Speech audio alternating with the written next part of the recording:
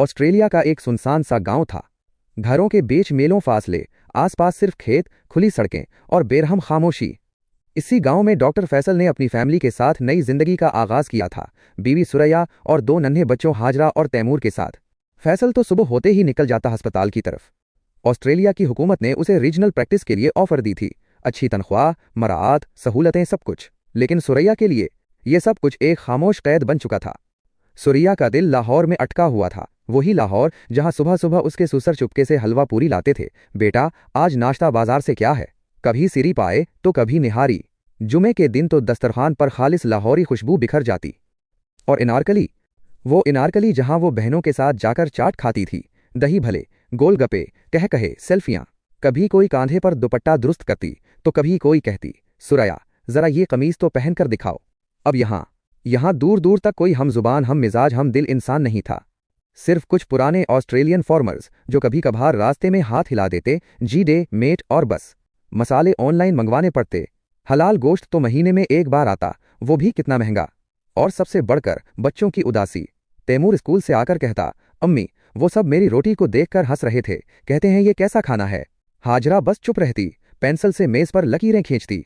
फैसल ने हौसला देने की कोशिश की, सुरैया तुम वीडियोस बनाओ, कोई उर्दू चैनल शुरू करो, सोशल मीडिया पर आओ। सुरैया ने किया, लेकिन जब उसकी वीडियोस पर कमेंट्स आए, आप तो पागल लगती हैं, ये कैसा चेहरा है, इतनी डिप्रेस्ड क्यों हो, तो वो अंदर से मजीद टूट गई। वीडियो बनाते वक्त उसे लगता जैसे कैमरा उसकी तन्हाई को नंगा कर रहा हो। उसे कहने को कुछ नहीं मिलता।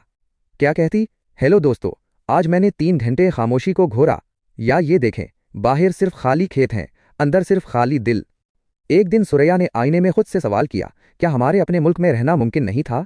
क्या अम्मी अब्बू के घर में हमारे लिए कोई कमरा नहीं था? क्या हमें अपनी जड़ें छोड़कर ये डॉलर्स हासिल करने के लिए इतना कुछ कुर्बान करना ही था? वो सवाल करती, जवाब देती, फिर सवाल करती। जिंदगी जैसे एक दायरे में फंस गई थी।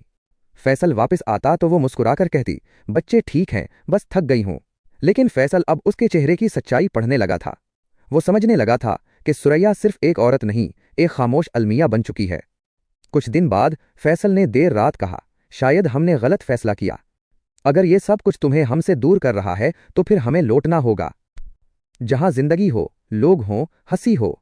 सुरैया खामोशी से उसकी तरफ देखती रही। एक लम्हे के लिए उसकी आंखों में एक हल्की सी चमक आई, शायद बरसों बाद किसी उम्मीद की पहली किरण। इख्तितामिया, ये कहानी सिर्फ सुरैया की नहीं, ये हर उस औरत की है जो शौहर के ख्वाबों के साथ अपने जज्बात का सौदा कर बैठती है। परदेस के डॉलर तो आ जाते हैं, लेकिन अनारकली की चाट, सुसर की निहारी और अपनों की आवाजें, वो कभी पार्सल में नहीं आती।